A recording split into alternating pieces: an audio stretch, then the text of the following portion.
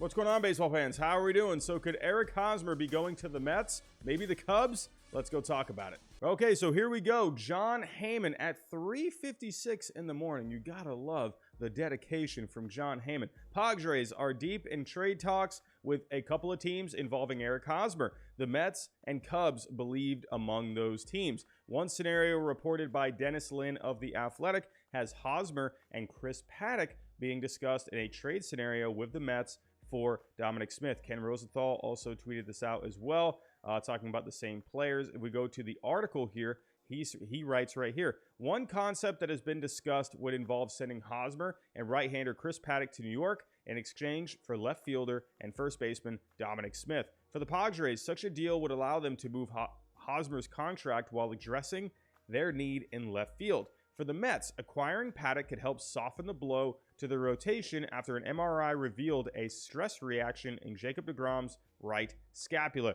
But as of late Friday, no agreement had been reached, even as both teams continue to explore a variety of trade possibilities. So this is really interesting. Now, I could definitely see why the Mets would be motivated to make this kind of a deal. If we take a look here, now that you don't have Jacob deGrom, I mean, I've been saying this for a long time now. The Mets, they need to add more starting pitching depth, especially last year. They were running through a whole lot of injuries. They were very low on starting pitching. Yes, they did add Max Scherzer, which obviously is very good, but had the dead arm at the end of last season.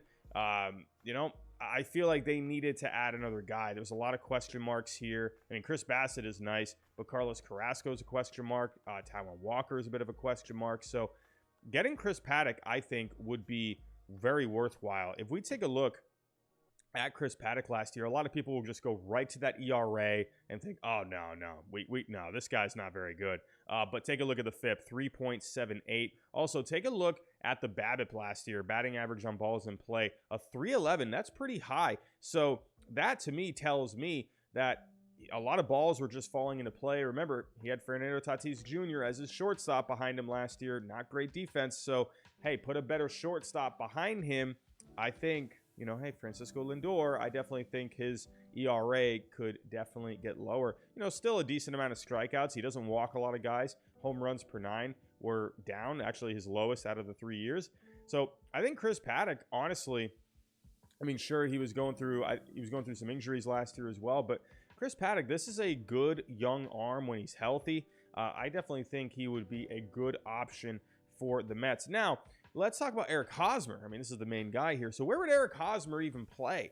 Well, at this point, I would imagine you would have, I don't know what you do with Robinson Cano. Those guys basically would be the designated hitters. I mean, unless you moved Pete Alonso to DH and then you have Eric Hosmer play first. I don't know. But that would be a bit of a question mark, just with Cano sitting right there. I mean, could you send Cano back in the trade? I mean, he has a negative value as well.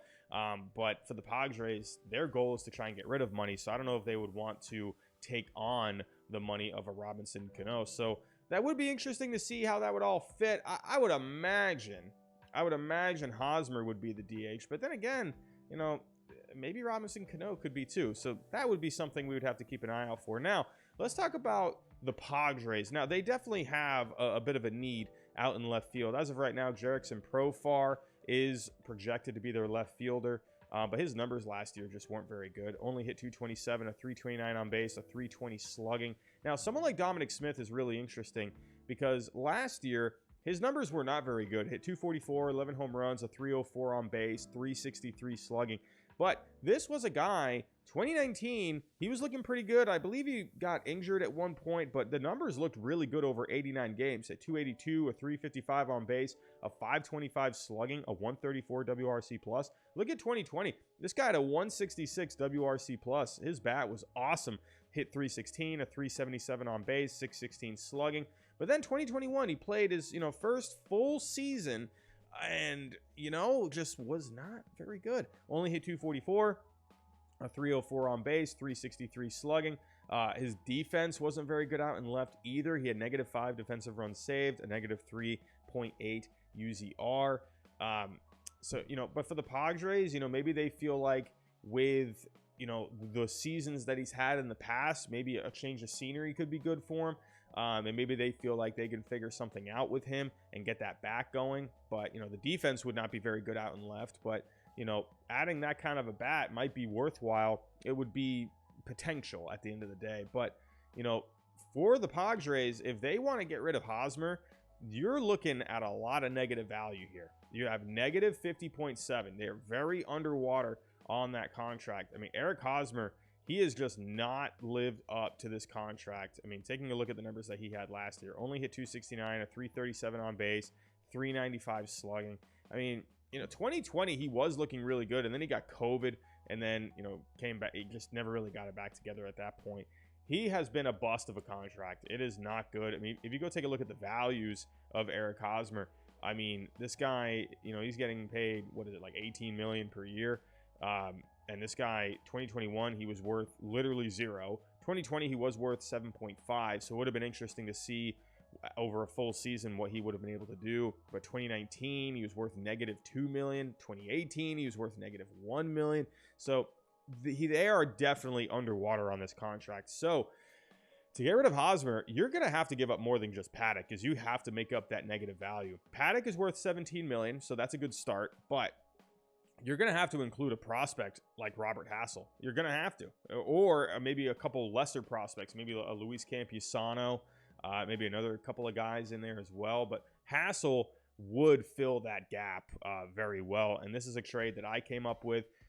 Hassel, Hosmer, and Paddock going to the Mets, and then going back to the Padres would be Dominik Smith and a pitching prospect in Ziegler. I believe he's number 11 on Pipeline, but you know, this is a trade that looks pretty even on paper to me. But if the Mets were not a good trade partner in the end, we talked about the Cubs earlier. How about the Cubs? Well, I've come up with a trade here where if the Padres, I feel like if, I don't know if the Cubs would do this, and Cubs fans, let me know, would you do this? Would you send back Ian Happ to the Padres, where you'd get back the same package, Hosmer, Paddock, and Hassel? Now, Ian Happ last year wasn't quite, you know, a lot of Cubs fans were really expecting a lot out of Ian Happ because he had himself a really good 2020 season. At one point, he was looking like an MVP candidate. But taking a look at what he did in 2020, actually going back to 2017, he's always been a pretty solid player, pretty useful player. He had 24 home runs in his rookie season. 2020, over the 57 games, he hit 258 with a 361 on base, a 505 slugging. 58 games in 2018, he had a 564 slugging. I mean, this guy's got some pretty good numbers. Now, he's a switch hitter as well, so that's always nice.